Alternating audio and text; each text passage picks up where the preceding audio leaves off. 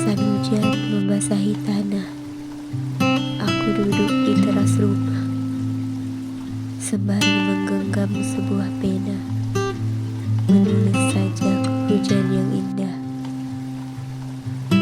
Terbayang kenangan saat bersama. Kala itu hujan tiba, rintik hujan pun mulai terasa. Lalu berteduh bersama keramaian, sembari menunggu hujan reda.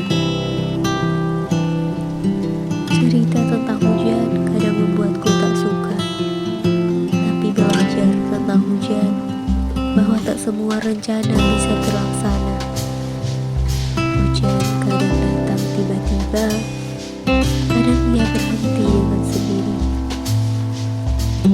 Setiap orang mungkin ada kenangan di balik hujan, entah itu menyakitkan ataupun kenangan yang tak terlupakan.